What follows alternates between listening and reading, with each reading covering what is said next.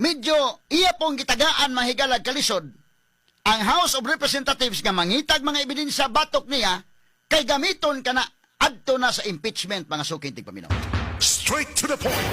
Once ma-impeach mga higala si VP Sara at wa na gahom diha, medyo kampante na sa sunod mahigala nga eleksyon wala na kas gobyerno. Dili na ka wa na kay budget din na mahigala nga at your disposal.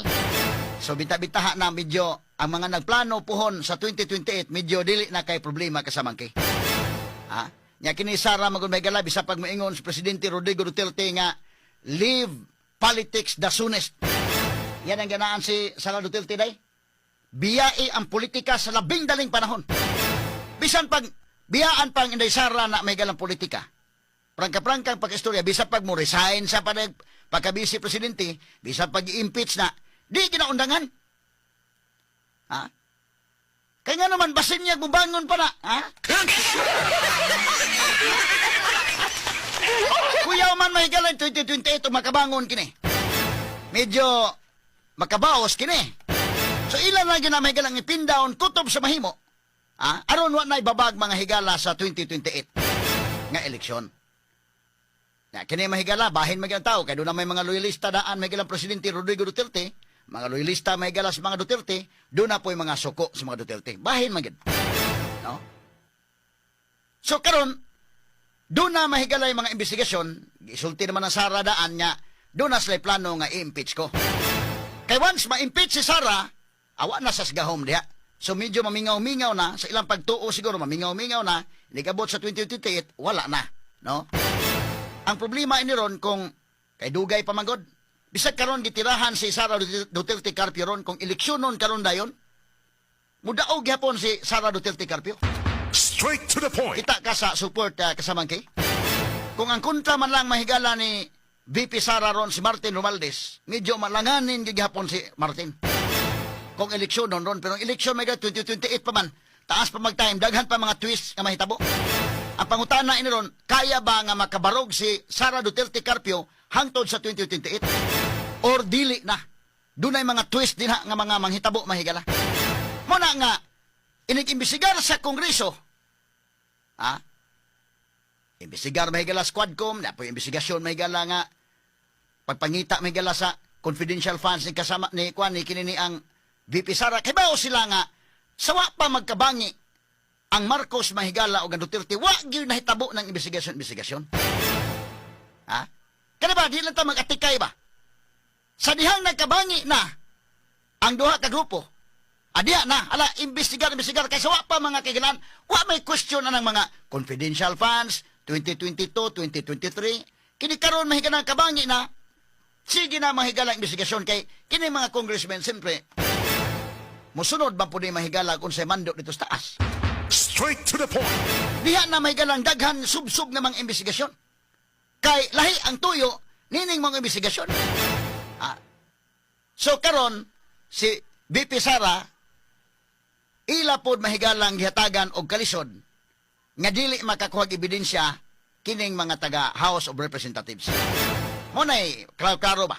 So muna diha nagsugod, ako mong tagaan sa senaryo kay kini mo naman ang picture ani o magtan-aw ka mahigala ari ka sa side nilang VP Sara o ari ka side mahigala BBM ang tuyo anak mga kaigalaan nga investigasyon din ha para nga fishing expedition ba makakuha ebidensya patawag ang kuha antod kadugayan na anay mga ebidensya bisag gamay lang nga medyo maka-establish na i-file ng impeachment para nga doon na impeachment proceedings mo nang crucial sad ang eleksyon mahigala sa 2025 kay magdepende man as number of senators para makonbikto mahigala sa impeachment, matanggal mahigala si Sara Duterte Carpio. Straight to the point. So kung under control mahigala mga senators, mga kaigalan, sa gilaning Congress kay dali naman ni mahigalag ang lower house, musunod ba ni dayon, pero kining sa Senate, doon ay lain-laing prinsipyo ng mga senator sad. So kung malkansi sa numbers, kay number games man ay mahigala, number games man ay mga kaigalaan kining impeachment. Di man na malikan na, bisa kung saan man ibukan na, mga arguments, numbers game yun, ang impeachment.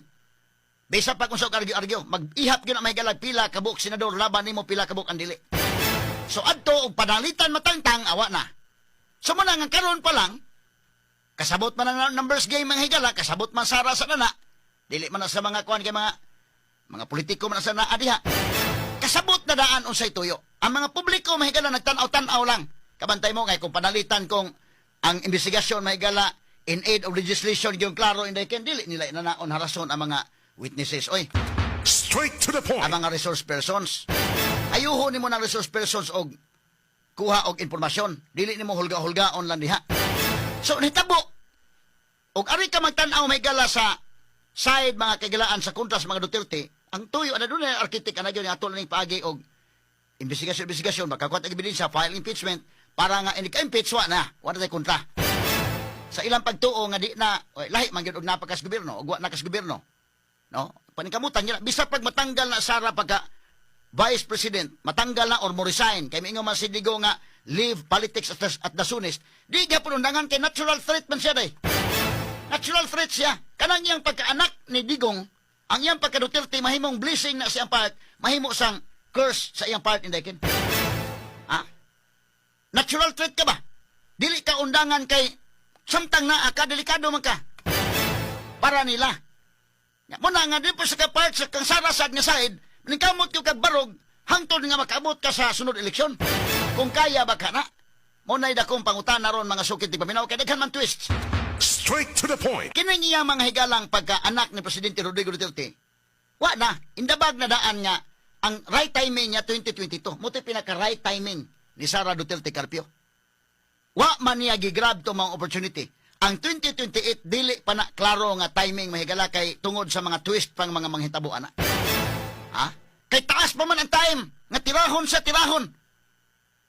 Muna nga ang mga tao sad nga dumadapig ni Sara doon na nagipangbutang nga mga plakad say protect Inday Sara. Straight to the point. Protect Inday Sara. Sara magi-target. Ha? Bisa kung saon pa mahigala bida di na kita magsudlan na real talk ning ato ba real talk ba. Kapoy naman kay nang magistorya nga murag gipuyok-puyok ana ngano nga ang intelligence kon ngano ang confidential fund ngano dili mutunga ana. Kana Sara kahibaw sa naunsa inyong tuyo. Impeachment ng tuyo ninyo. Straight to the Wala iya point. sa gitagaag kalisod mga higala nga mo provide lang kay mga ebidensya day nga halain mo lang ipang provide ebidensya nga gamiton against nimo. Straight to the point. Siyempre ila pod mga higalang gihatagan og kalisod. Mo na prangka-prangkang istorya. Kapoy man kanang istorya ta mahigalag kuan ay. Ha? So kung atong sudlon dito mo na nga ang Congress nag-imbestigar sila. Congress is composed of two houses, Senate o ang lower house, House of Representatives. Now, kining House of Representatives, nag-imbestigar sila, ang chairman ay si Chua day karon kining sa Committee on Good Government. Ilang gipadad-an og later ang kuwa. Inani man gud ni mga sukin tigpaminaw. Ang ato magong structure sa gobyerno, inani ni, no? Dunay tulo ka mga branches sa gobyerno. Unsa man, Executive Department, Legislative Department, o Judiciary. So, kining Executive Department, mo ni ang department headed by the President. Ang Legislative Department, ang head diha si Senate President sa Upper House, Chis Escudero, sa Lower House, ang head diha mao si Martin Romualdez, ang Speaker. Unya dayon, ang ikatulo nga branch mao ang Supreme Court. Ang Chief Justice mao mahigalay head diha. Mo na siya. So karon kining Congress manggod, do na po ni say oversight power. Actually kini balaod ni ato lang paningkamutan na og mahumok na to pagpasabot. Pareha dunay mga basis. Actually ang Congress with all due respect ni ining komitiba ni Joel Chua, ang chairman sa committee nga nag-imbestigar, doon na sila mahigalay arguments. Ilang gipadat ang kuha og request. Kanang kuha, prangka-prangka pagka-istorya. Dili na nin pwedeng manduan. Dili pwedeng mumando ang kining tulo mga higala ka opisina sa gobyerno, kining tulo ka branches government, executive, legislative, o judiciary. Dili basta-basta mumando mos kuha kay kanang kuha independent constitutional body kana. Straight to the point. Naa kana mahigala sa constitution.